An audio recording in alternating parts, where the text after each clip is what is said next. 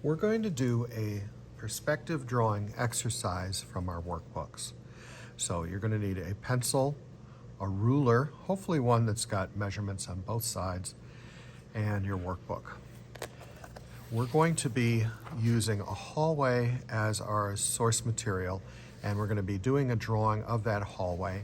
And in your workbooks, we've already tried to practice one without instruction. So now in the back of that, we're going to do it with instruction. If you feel like you want to, you can take the page out of your book so it's easier to draw on. So with this, we're going to be going through several steps, and we're going to start with the simplest and go to the more complex. So we want to do the end wall shape. So as we look at this picture of the hallway, this end of the hallway is approximately a square. And we can kind of look at it and think, how can we make our jobs easier? Well, one of the things that's probably the most challenging and why I leave it to the end is tiles. So you want to count the tiles that are going across in whatever space you're drawing, if there are tiles there. And in mine, there are 5. And 5 isn't an easy number to sort of divide, but if I make sure that my end of the hallway is some measurement that uses 5, then I'm going to save myself a lot of time. So I've pre-cut a square that is 5 centimeters wide, so that's easy to divide by 5. And we want to put it in the middle of our paper, but we also want to make sure that it is horizontal. And the only way to do that is to measure. So we're going to measure from the bottom of the page, and for our sake, we're just going to pick the number 4. And I'm going to say 4 inches, so I put my ruler at 4, and I make a mark at 0. And I do it again over here because you need 2 dots in order to make a straight line. So I've got 2 lines, or 2 dots, and now I can connect those. And I can give myself very, very lightly a line. And so I'm going to go ahead and put my square on that line, and I'm going to trace the square.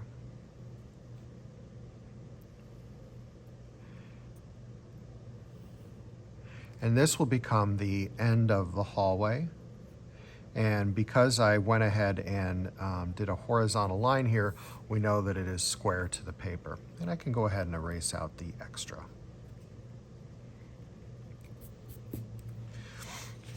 So that's the end of wall shape. So we're done with number 1. Number 2 is end wall details. So as I look at this, I see 2 doors here, and they've got windows on them. So I could go ahead and draw that on here. I could use my ruler. If I want to measure carefully, I certainly could. But for the sake of a sketch, we're going to keep this fairly simple. So I'm going to draw 2 vertical lines, and I'm going to draw my little horizontal, and then I'm going to make a guess as to the middle of the doors and draw a line down.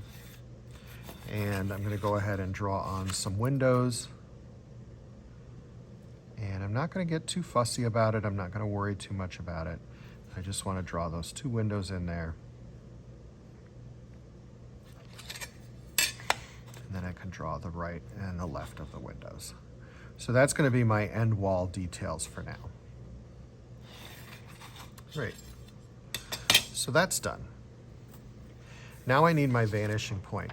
This is where you have to look at the image or look at where you are in the hallway and decide, are you on the right or are you on the left? And actually, as I'm sitting here taking this photograph, I'm on the left side of the hallway. My eye level is about at this window level here. So if I had sat my chair down the end of the hallway, that's where my eyes would be. So I'm going to go ahead and draw a vanishing point. So that would be the center. That's if I'm sitting in the center of the hallway. I'm not. I'm a little to the left. And I would say my eye level is about there. So I'm going to make a dark vanishing point. This needs to stay for the whole project because if I need to assess this project, I need to see that your vanishing point is accurate to the work that you're creating. So we've got our vanishing point. Now we do the walls of the space, and that means drawing these lines that radiate out. And these lines come away from your vanishing point. So I'm going to go ahead and find the four corners of my space, my hallway. And I'm going to line up each one with the vanishing point, and then I'm going to draw a line that goes off of the page. And these lines will stay the whole time, so I can make them dark. So I line up my vanishing point and the corner and just let it draw off the page. Vanishing point and the corner, and I draw it going off of the page. So those are my walls of the space. Next, as I look, I see one doorway here, another doorway here, and kind of a hallway space. Now, as an artist, you do not have to do everything exactly as you see it. These are the things I'm looking for in this sketch, so as long as we have an example of each, we're going to be okay. So I'm going to draw this little doorway here. And to do a doorway, we need to figure out, well, how tall is that doorway? So let's take a look at this. This is almost to the ceiling, so I believe that's actually a hallway. So I'm going to make a little dot and say, okay, it's about that tall. So I'm going to connect that with my vanishing point. And when I look here, we see it's very, very little. It's a tiny sliver. So I'm just going to go ahead and draw a tiny little sliver of a line. And now I'm going to draw it going down from that. And I'm trying to look at this edge and make it parallel. If I had a T-square, which we will be using later on, then I know my lines will be perfectly straight up and down, perfectly vertical. But for right now, for a sketch, I'm okay doing it by hand. So that's my little hallway. Now, to make it look like it's going around the corner, we have to do a little L going over from that corner. So I'm going to put my ruler there and draw a little line, a ruler there, and draw a little line. Now it looks like there's a hallway actually going around the corner. I have a door over here. Actually, it's two doors. And we look at the space. So we need it to go here, and I want to look at how tall that is. So I'd say, I would guess it's about that tall on the wall. So again, I got to catch the top edge of the doors. So I line that height with my vanishing point, and I draw a little bit of a line lightly. And now I can do my vertical lines for the right side of the door, the left side of the door, and there's a second door there, right side of the second door. And because the second door is closer to us, I can make that a little wider. So now it looks like this one is further away from this one. And I can use my eraser to separate out the doors. And there we go. Now I can't see doorknobs, so I'm not going to draw them on there. So we've completed the next required thing. So the doorways are complete. Now we need to do lockers or windows. And lockers and windows are done in the same way. And we have lockers over here. What I need to do is, I'm actually going to ignore this little push in from the wall. I'm just going to draw some lockers. I already have a couple doorways. I don't need to draw more doorways. So I need to show where the lockers are. So first off, I need to figure out, well, how tall are they? So when we look at the ceiling to the floor, they're a little taller than halfway. So ceiling, floor, little taller than halfway. I would say that. Now we need the top of the lockers are going to go to the vanishing point. So I line up the vanishing point and the mark I made for the top of the lockers, and I go ahead and I draw that going across. And these lockers go off of the photograph, so I'm just going to let them go off of the page. And then I need to draw the beginning of the lockers. So I'm going to do another vertical line here. And the lockers pretty much go to the floor. If I wanted to show a little bit of an edge, which there is a little bit of an edge, they're probably 3 inches off the floor. I could say they're, about that much off of the floor. So I could go ahead and go to the vanishing point and draw that. This is not required, but if you want to have some little extra details, make sure that your details take into account your vanishing point. So this is the space my lockers are going to go into. It doesn't look like lockers yet, all right? It just looks like a large window, and that's why this is how you would do windows. But let's say I had 4 windows here. How do I divide up that space to make it look like the windows are in perspective? Well, if you have a square and you fold the square in half in 2 directions, we know that if we tip that in space, this one will look smaller than this one. But we do know that it's actually in half. So we can play with that idea for geometry, and we can divide this space by going corner to corner and draw a line. And I'm going to do this slightly because later I have to erase it. And I'm going to go corner to corner in the next one.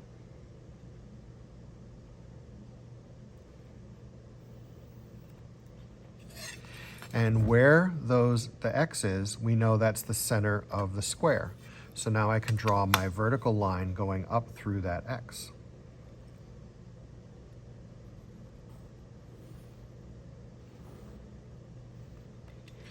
So now this rectangle looks larger than this one. This is correct perspective.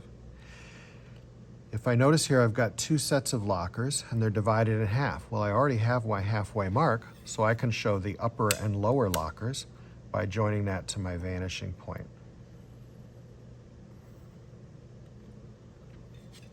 So this looks like it could be 4 windows, or it could be 4 humongous lockers. So now, how do I find out where the halfway mark is in this and halfway on this? Well, I can do more X's, or because I've got this line in the middle, I can use that to my advantage. So let me erase out my first X, because we don't need that reference anymore.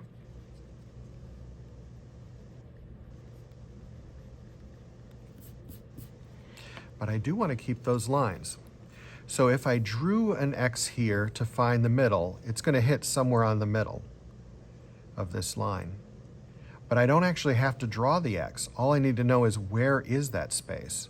So I'm going to make my ruler go from corner to corner, and I'm just going to make a dot where it would cross over. I don't need to make an X to know where that is. I just put my ruler there, go corner to corner in that square, and then make a mark. I can do the same thing over here, corner to corner in this rectangle, and make a mark. Now I know that's the next space where I draw vertical lines through.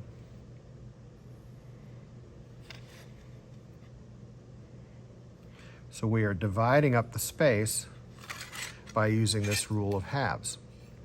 Now when I look at these look like, giant lockers, and I want to make them even skinnier. So I'm going to do the same thing again. So I take one locker set, and I go corner to corner, and make a dot. Another locker set, corner to corner, make a dot. The next locker set, corner to corner, make a dot. And the next locker set, corner to corner, make a dot. And you guessed it, we go up through that dot, and we have divided up our lockers.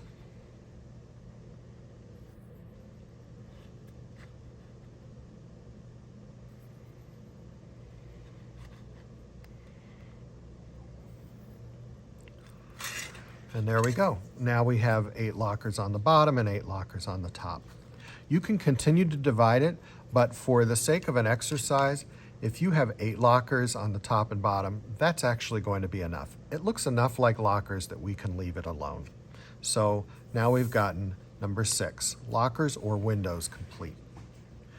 Our last thing is tiles, and this one takes a little bit of, it's a little visually challenging, but I don't think it's all that hard. It's actually kind of interesting looking.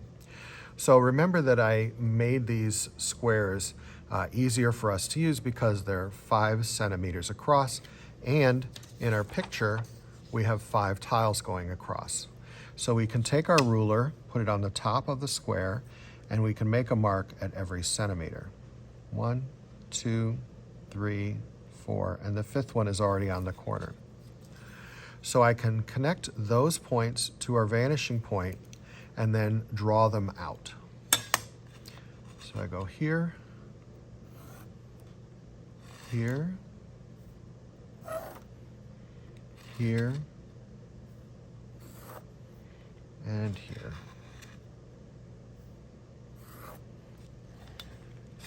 So now I've got my 5 ceiling tiles going across. Now we need to create one tile, and the rest of the tiles will follow. So we're going to start at the closest part to us, so that's going to be way up here. All we need is one horizontal line going across. And I'm going to cheat a little bit and just use the thickness of my ruler. So I'm going to put my ruler on the edge of the paper and draw a line.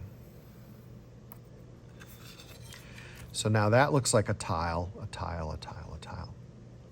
Now, if you ever played chess, you know that your chess or checker can go across diagonally, and each step that it takes is going to be the same distance.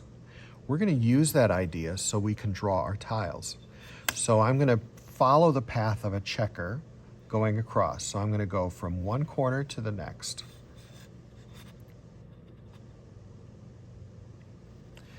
And I can draw a line going across, or I can just draw where the line would cross the next lines. So that's the path of my checker. And where it crosses is where my next lines will go. So I try and make it as parallel as I can. If you have a T-square, you can do this perfectly, but this is just a sketch.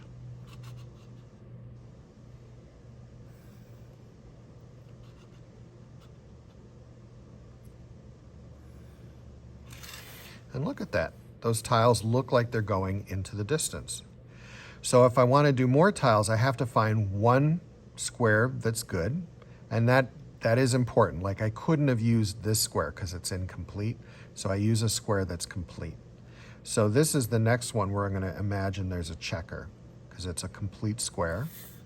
And I'm going to go ahead and go from corner to corner in here and see where it would cross the next lines.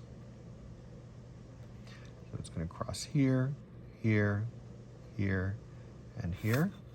And those are going to be my next lines in perspective.